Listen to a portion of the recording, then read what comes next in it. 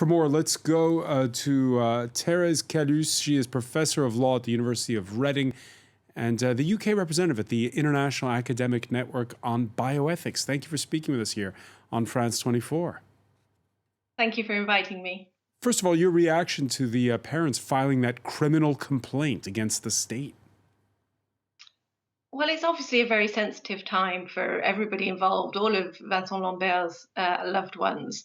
So I don't really think at this moment in time it's right to go into more detail on the potential criminal aspects that the parents are invoking. I think there are bigger questions that the Lambert case raises that have been aired now for the last few months. And it's really reignited the ongoing debate in France and that exists in England and Wales as well, really on three main issues. Firstly, how we identify and give effect to patients' wishes at the end of their life when they're unable to communicate those wishes themselves. Secondly, of course, the question of prolonging life, deferring death, euthanasia, and so on.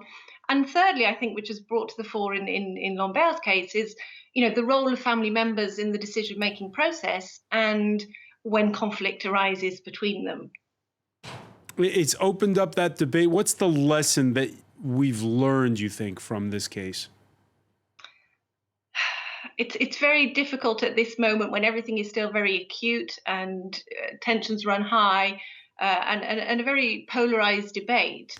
I think lessons to be learned, maybe from wider afield. We've had a number of high-profile sort of right-to-die cases, and if you think back in England a few years ago, the Charlie Gard case, the young child Alfie Evans. Debating this across the media where perhaps the public in general don't have all of the information to hand and are then making larger assumptions on what the law is or isn't or should or should be. Because one of the difficulties, Therese Callus, is that even if you put if you're more specific when it comes to your wishes in your will, it doesn't always get rid of the gray areas if something like this happens. That's right. You're absolutely right.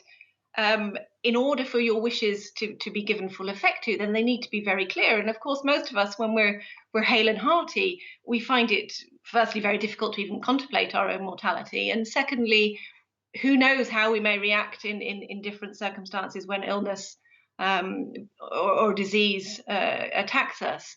So it is very difficult to give effect. I think certainly in England and Wales, and I think in France too, we've seen an evolution where we've moved away from a very paternalistic approach, deciding what we think would be in someone else's best interests, which has traditionally been the English law approach, to much more of a recognition of the subjective wishes and values and beliefs of the parents. And certainly English law encapsulates that in the Mental Capacity Act. But as you say, it's very difficult to know sometimes what somebody's wishes would be.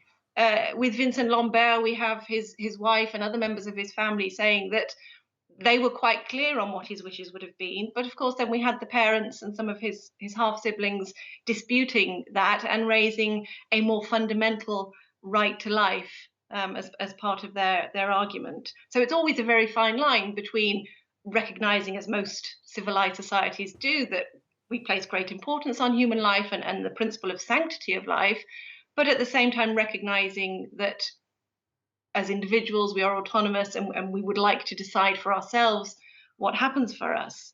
So if there's clear evidence of what we like, then it's easier to give effect to that. But really, the problem here is because there's conflict between the family members who are ultimately the mouthpiece for the patient.